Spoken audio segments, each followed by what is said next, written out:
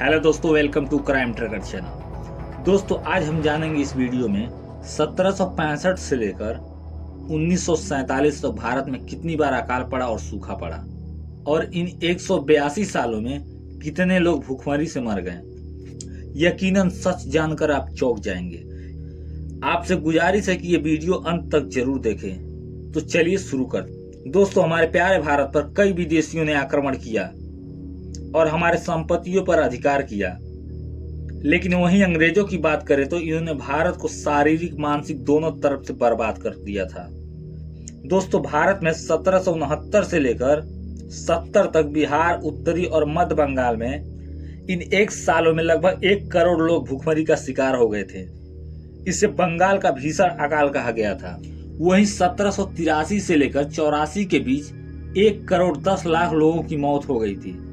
इस अकाल को 40 अकाल कहा गया था। इस अकाल की चपेट में दिल्ली, अवधपुरी, पंजाब, राजपूताना और कश्मीर शामिल थे। हालांकि यहाँ पर अभी अंग्रेजों का पूर्ण रूप से अधिकार नहीं हुआ था, ये सब रियासतें थीं। दोस्तों, 1791 से लेकर 92 के बीच भारत के हैदराबाद, दक्षिण मराठा, दक्कन, मारवाड़ इन रियासतों में बहुत ही भीषण अकाल पड़ा, जिसके कारण 1 करोड़ 10 लाख से अधिक लोगों की जान चली गई भूख से। इसे अंग्रेजों ने स्कल फैमिन नाम दिया, यानी खोपड़ियों वाला अकाल। इस अकाल में इतने अधिक लोग मारे गए कि उनका दाह संस्कार करना मुश्किल हो गया। कई सौ तो जंगल, झाड़ियों और रास्तों के किनारे फेंके गए। यह वाकई में बहुत भयानक था। वहीं 1837 से लेकर 38 के बीच उत्तर पश्चिमी प्रांत, आगरा, दिल्ली में फिर एक बार अकाल पड़ा और इस बार 8 लाख लोग भूखमरी का शिकार हो गए। इसे अंग्रेजों ने आगरा अकाल नाम दिया था।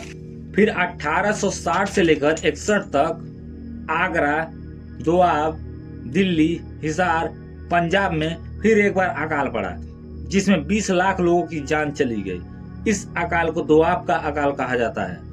वहीं 1865 से लेकर 67 के बीच उड़ीसा, बिहार, बेल्लारीगंजम में 40 लाख से लेकर 50 लाख लोगों की जान भूख से चली गई थी। अकेले उड़ीसा में ही 10 लाख लोगों की दर्दनाक मौत हो गई थी। इस अकाल को उड़ीसा अकाल कहा गया था। दोस्तों, 1868 से लेकर 70 तक अजमेर, आगरा और पूर्वी पंजाब में लगभग 15 लाख लोगों की जान चली गई। उस वक्त वहां राजपूताना रियासत का राज था, इसके लिए इसे राजपूताना अकाल नाम दिया गया था। फिर 1873 से लेकर 74 में बिहार अकाल पड़ा, लेकिन उस वक्त अंग्रेजों ने स्थिति को संभाल लिया, जिसके कारण मरने वालों की संख्या कुछ कम हो गई थी और इस अकाल को बिहार का अकाल कहा गया था।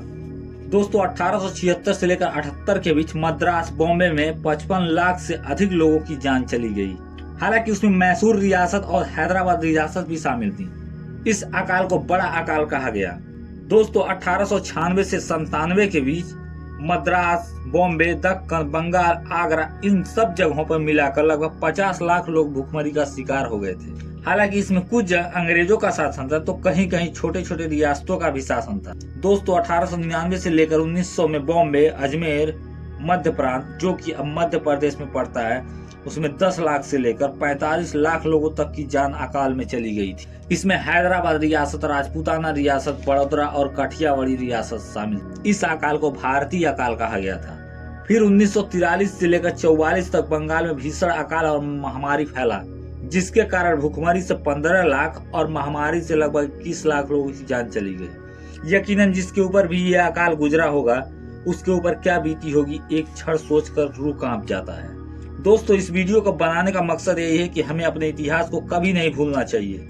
पहले लोगों के जुबान से सुनते थे कि भारत सोने की चिड़िया थी, लेकिन विदेशी आक्रमणकारियों और कुछ गद्दारों की वजह से हमारा देश नरक बन गया हमारे ही लोगों के लिए। आशा करता हूं दोस्तों आपको ये जानकारी पसंद आई होगी।